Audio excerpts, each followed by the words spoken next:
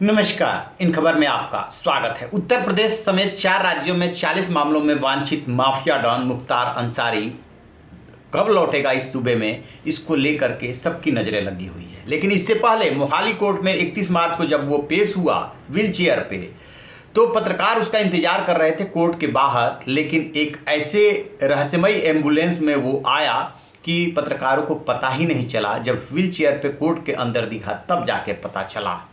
उस एम्बुलेंस पे उत्तर प्रदेश का नंबर लगा हुआ है UP 41807171। ताजुब की बात यह है कि आखिरकार इस एम्बुलेंस का इस्तेमाल उसने कैसे किया, जबकि जेल से और कोर्ट लाने की जिम्मेदारी जेल प्रशासन और पुलिस की होती है जब आप किसी के पास नहीं है।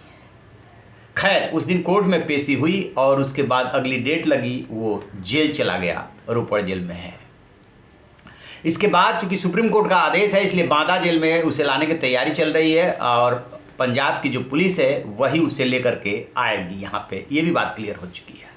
लेकिन जो कहानी एम्बुलेंस की निकल करके आ रही है वो पूरे सिस्टम की पोल खोल रही है, चाहे उत्तर प्रदेश हो चाहे पंजाब हो, दोनों जगह की, कि एक शातिर अपराधी, एक माफिया डॉन अपना प्राइवेट एम्बुलेंस कैसे यूज कर सकता है जेल से लेकर के कोर्ट तक, और जहाँ जाए वो एम्बुलेंस का इस्तेमाल।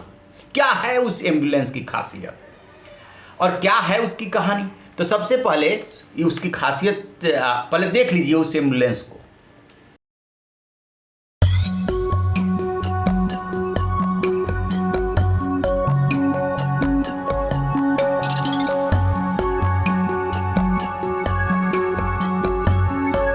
तो जैसा कि आपने देखा, इसके बाद जो पूर्व DGP हैं ब्रजलाल, उत्तर प्रदेश के खासे चर्चित अफसर रहे हैं, उन्होंने उस एम्बुलेंस की जो कहानी और किस्सा बताया है वो सुन करके आप चौंक जाएंगे कि माफिया का साम्राज्य कैसे चलता है।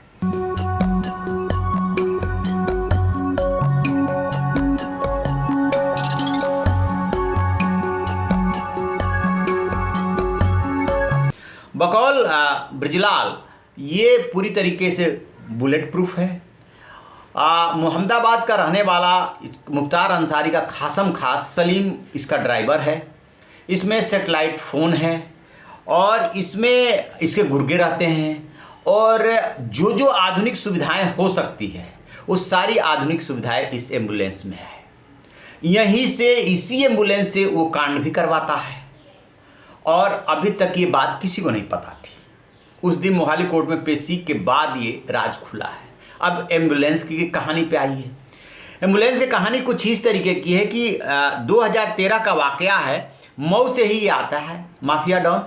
वहाँ पे डॉक्टर हैं अलका राय, उनका जो अस्पताल है श्याम संजीवनी, उनसे 2013 में इसके गुर्गों ने संपर्क किया कि हम हॉस्पिटल को एक एम्बुलेंस देना चाहते हैं।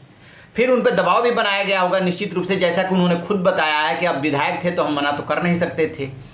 तो उस नाते इनसे कुछ पेपर पे साइन कराए गए और साइन कराने के बाद बाराबंकी के एक फेक एड्रेस पे, जहाँ पे कि अस्पताल अब एग्जिस्ट नहीं कर रहा, अब क्या पहले कभी एग्जिस्ट कर ही नहीं रहा था, उसी नाम से श्याम संजीवनी के नाम से ही उस गाड़ी का रजिस्ट्रेशन के लिए अप्लाई किया जाता है ARTO दफ्तर में। उसका रजिस्ट्रेशन हो जाता है और उसका रजिस्ट्रेशन हो जाने के बाद अब उसका रजिस्ट्रेशन भी समाप्त हो चुका है, जो अवधि होती है, और फिटनेस भी कुछ भी मतलब उसका आज डेट में वैध नहीं है। जब मोहाली में वो पेश हुआ तब ये पूरा मामला खुला। मामला खुलने के बाद जब ARTO दफ्तर में उसकी फ़ाइल खोजी जाने लगी तो फाइल गायब है। अब DM साहब से ले करके और सभी संबंधित CMO साहब तक कुलांचे भर रहे हैं कि अब इसका क्या जवाब दें। कैसे तो एम्बुलेंस रजिस्टर्ड हुई, कैसे एम्बुलेंस जो है उसका इस्तेमाल कर रहा था, वो तो अस्पताल के नाम पे थी। तो बताया ही जा रहा है कि बाद में इसे निजी नाम पे ट्रांसफ़र होना था, जो कि ट्रांसफ़र वो नहीं करा पाया।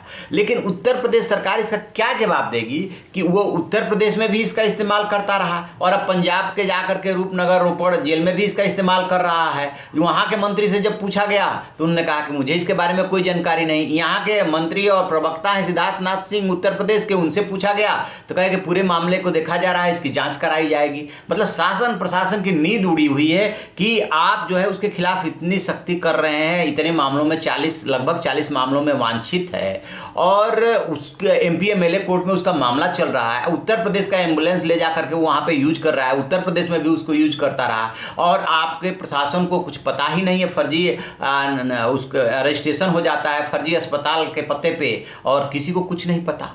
तो ब्रजलाल ने जो जानकारी दी है कि ये उसका किला है, ये एम्बुलेंस उसका किला है, ये उसका साम्राज्य है, और यहीं इसी से जो है वो पूरा अपना साम्राज्य संचालित करता है। तो अंदाज़ा लगा लीजिए सिस्टम का, और सोचिए और फिर कमेंट दीजिए कि आखिरकार इस सिस्टम का क्या करना चाहिए। तो आप रहिए ना बेखबर, देखते रहिए इन खबर। Thank you. इन खबर चैनल को सब्सक्राइब करें।